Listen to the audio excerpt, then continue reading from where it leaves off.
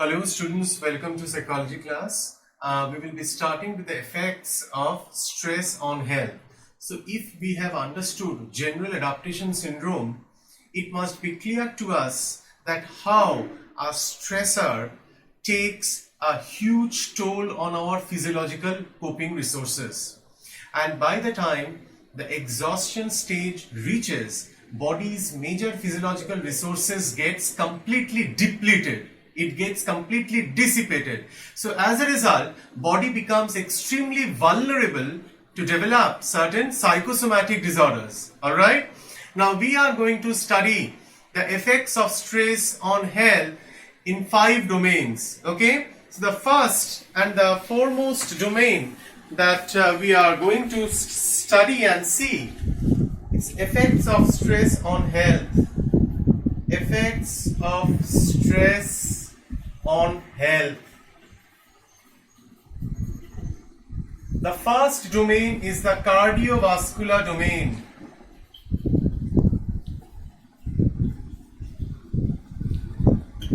So what happens due to prolonged stress? Now at the very outset, I have already made you very clear that hypothalamus has parallel connection with pituitary gland and with sympathetic nervous system, right? Now we know that if hypothalamus activates the pituitary gland, it is likely to activate the entire endocrine system, alright? But if the sympathetic branch gets activated, you need to understand sympathetic branch is responsible for mobilizing our physiological resources. It amplifies the metabolic system, the metabolism in our viscera and in our skeletal muscles. It prepares the body to fight with the situation or to flee or to escape or avoid from the situation. So this rigorous and vigorous mobilization of body physiology is of course contributed by sympathetic nervous system. Now sympathetic nervous system, since it innervates into most of our visceral organs, that includes heart, lungs, the gastrointestinal system, the excretory systems, and especially to the skeletal muscles, so that the energy gets mobilized and we can plunge into action. Any emergency requires an immediate action, and any action is obviously propelled by some motoric output. So that is the reason why our entire arousal system needs to be elevated. It needs to be highly plunged into mobility so that body can get prepared to meet the emergency situation. So if the stressful situation prolongs or persists for a very long period, it takes a huge toll on our body physiology because the sympathetic nervous system is continuously activated over a prolonged period of time. So as a result, what happens? The cardiovascular functions are likely to get affected and it might result in hypertension or high blood pressure. That means blood pressure is not developed due to consumption of mutton. High pressure or hypertension is a pure medical disease that is due to psychological factors. Alright? So blood pressure has nothing to do with medical factors. It is purely psychosomatic in nature. Alright? And prolonged stress also results in cardiac arrest as well. Cardiac arrest or heart attack.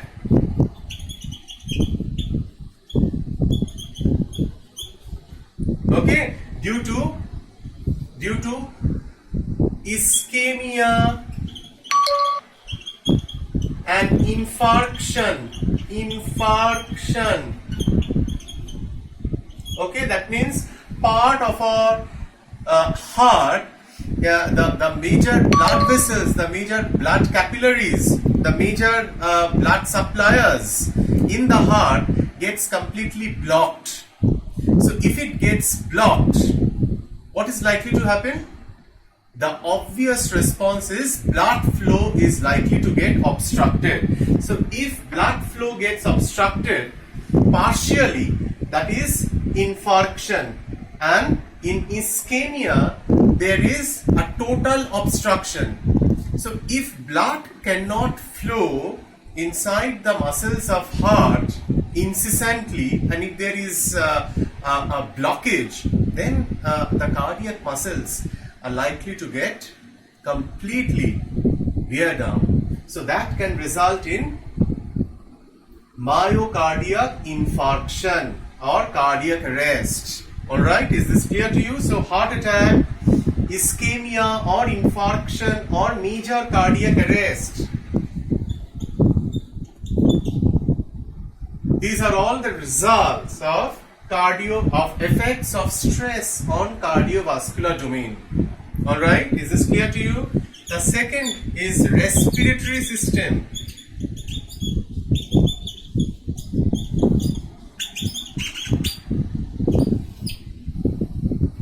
Now, the sympathetic postganglionic fibers innervate within the lungs as well. Now, lungs consists of what? It consists of certain alveoli. Okay, it consists of alveoli. Alveoli are sac-like structures present inside the lungs, which are responsible for diffusion of oxygen into the bloodstream.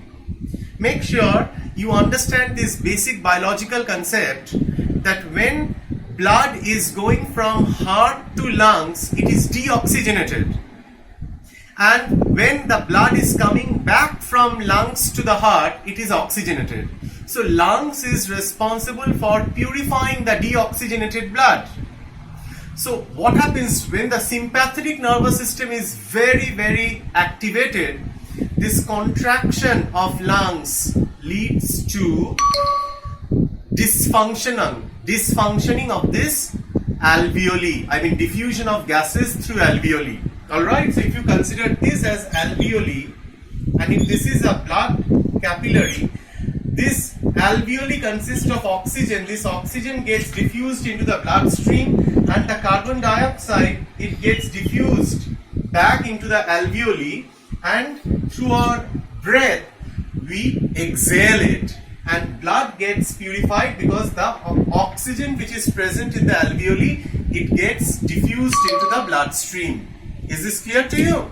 So now what happens during the time of stress, prolonged stress, what happens? This respiratory system becomes extremely vulnerable because the diffusion process of oxygen from the alveoli into the bloodstream gets affected due to rigorous contraction of lungs. So as a result, what happens? Asthma is the result. So asthma, I'm not talking about the congenital asthma, but asthma which develops later in life, that is purely due to psychogenic factors. Alright, so if stress increases, that activates the sympathetic nervous system as well. So if the sympathetic nervous system activates, if it gets activated, and if it has more impact on the pulmonary, on the respiratory system, there is an inevitable result that we notice in taking of breath.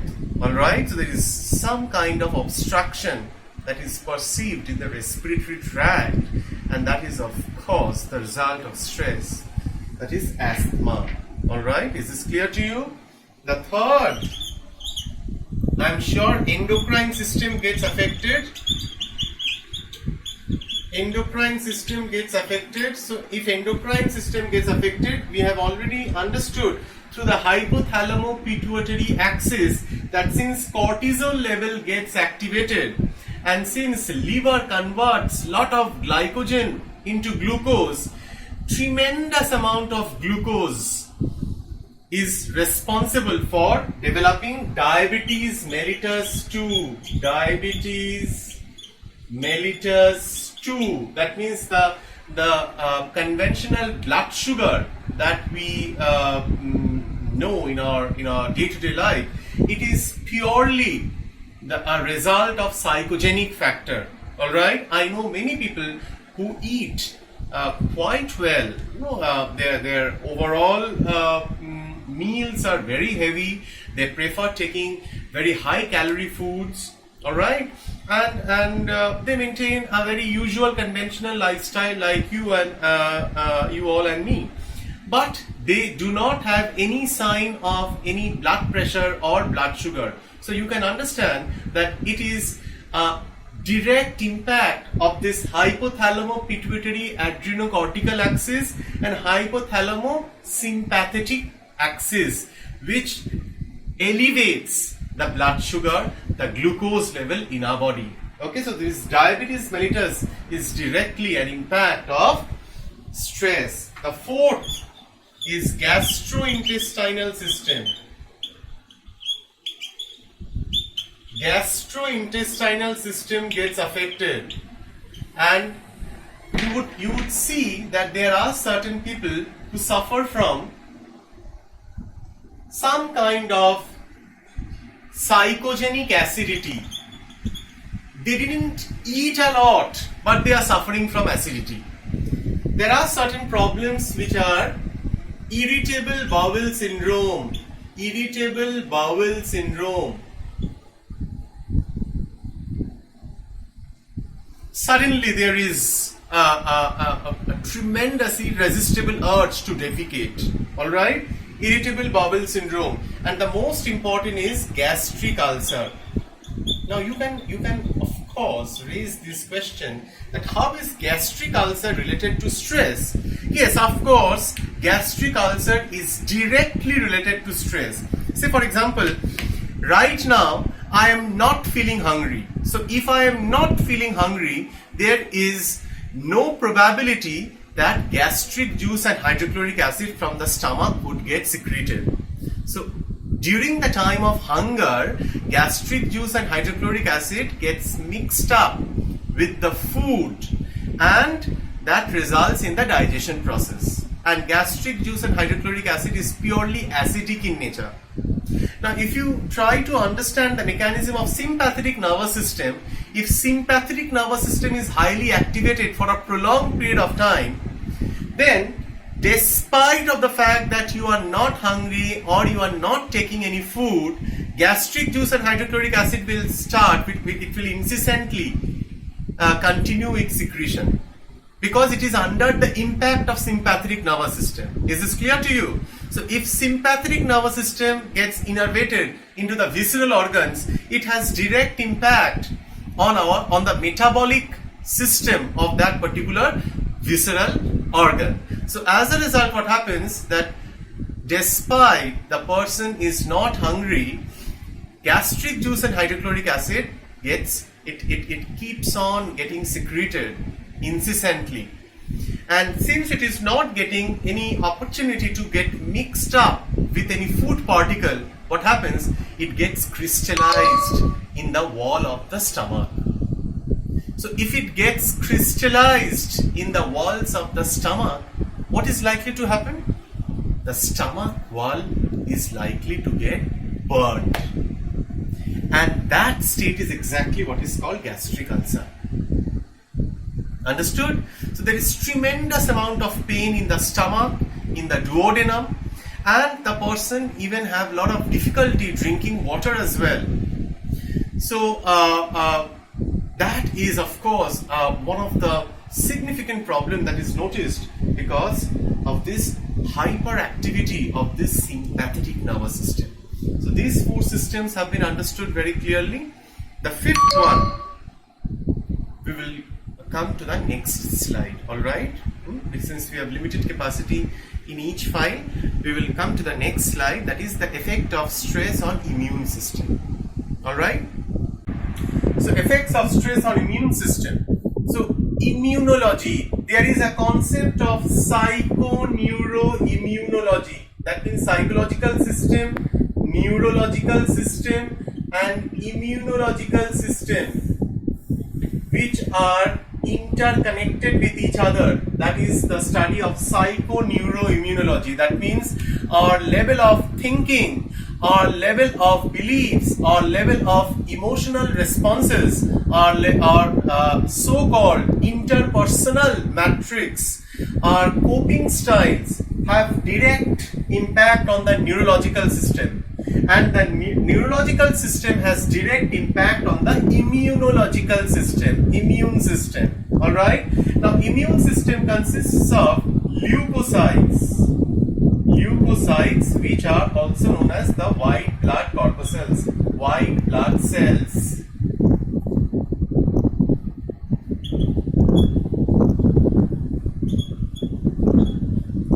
These leukocytes can be of many types. It can be basophil, it can be eosinophil, it can be monocyte, it can be lymphocyte, and there are many. Alright, it can be neutrophil as well.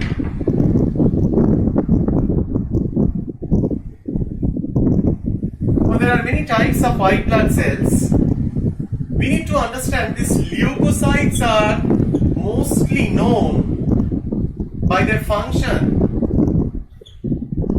that is providing security to our body, providing security to our body.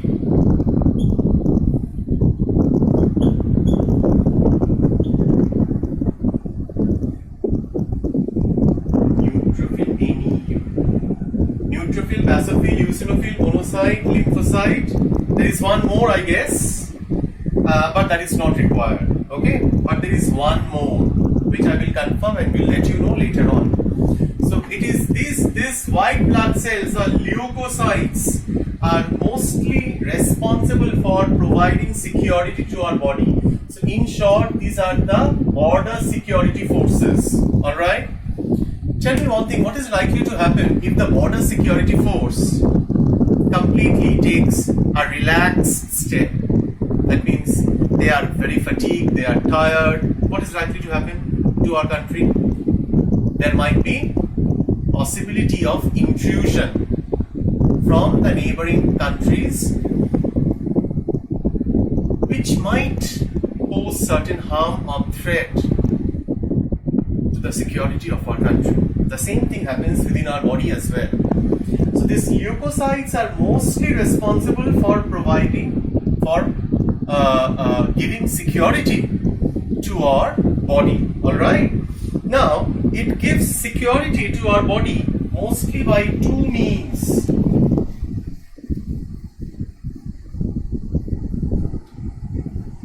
One is phagocytosis.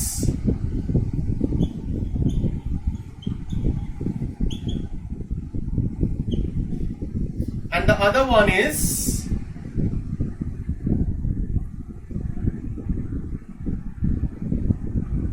production of antigens.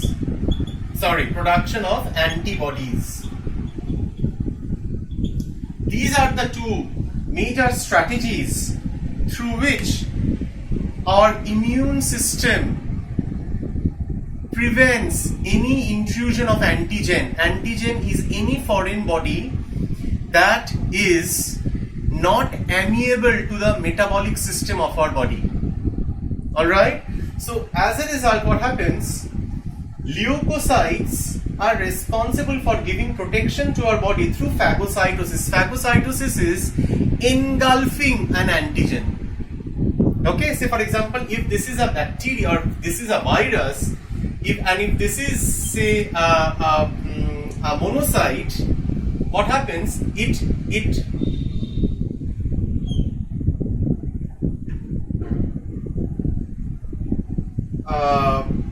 extends its pseudopodia, and after a certain point of time, what happens? It completely engulfs it. This process of engulfment is called phagocytosis. Okay, is this clear to you? Like say monocyte. Monocyte is a phagocyte. All right, so it engulfs any kind of antigen through this process of phagocytosis. and there are T cells and B cells. There are T cells and B cells which are responsible for the production of antibodies.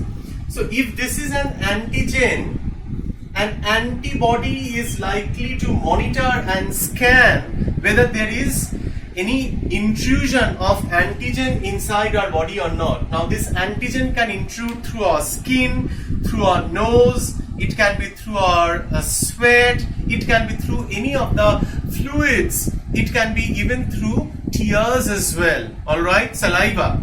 So what happens, this T and B cells are responsible for monitoring whether there is any kind of intrusion of foreign body inside our body or not, foreign antigen inside our body or not. Now the moment it, while scanning, while patrolling, while observing, while keeping a tab on the security of the body, if any antigen gets alerted on the radar, they start destroying the antigens. All right. So these antibodies, there are some antibodies which destroys the antigen and they destroy themselves. And there are certain antibodies which are only responsible for gathering resources so that the antigen can be killed immediately or it can be destroyed immediately. So this is the function of immune system in nutshell, though we don't have in detail. But the point is that this immune system is severely compromised during the time of stress. How it gets compromised? Now we need to understand that when cortisol, we know about cortisol, that hypothalamo-pituitary adrenocortical axis, from hypothalamus corticotrophin releasing factor is getting released, that triggers the release of adrenocorticotrophic hormone and that releases cortisol. Now cortisol needs to give supply glucose to the body by breaking down proteins. Okay? That means during the stage of resistance, what happens? There is immense breakdown of protein.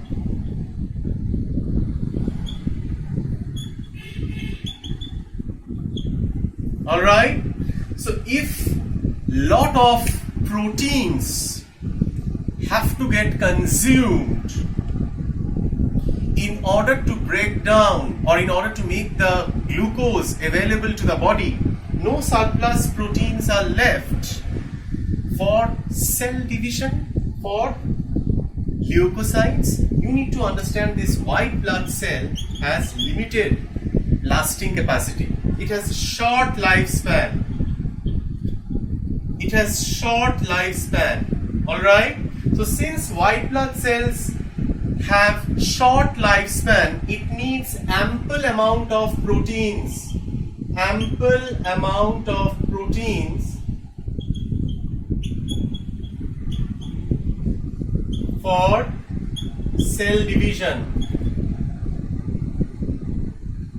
Now, due to severe shortage of protein supply in the body, WBC production gets hindered. Alright? So this white blood, this leukocyte production gets highly affected. It gets highly affected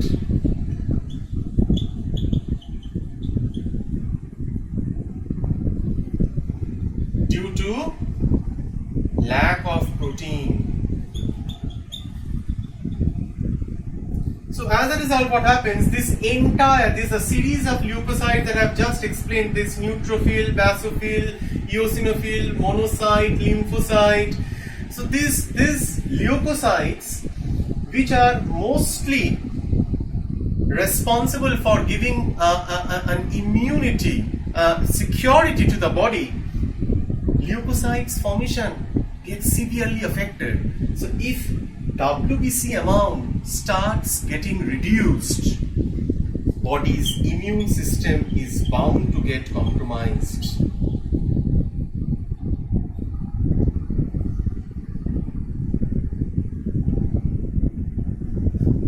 That is bound to get compromised. As a result, what happens? Body becomes extremely vulnerable to develop a lot of problems, which we often understand that those are medical in nature. People who are extremely under stress, they suffer a lot of bodily problems.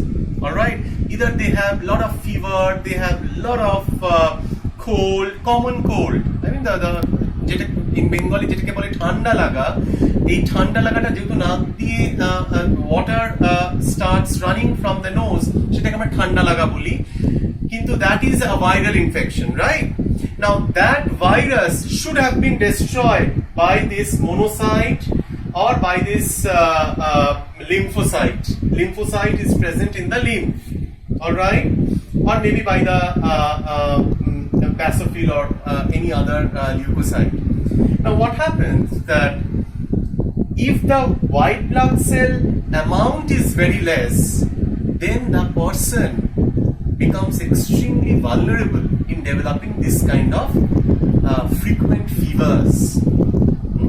And one of the common example is this common cold. ठंडा लगा जिटाके बोले in Bengali, ये सर्दी लगना, ये सर्दी कोई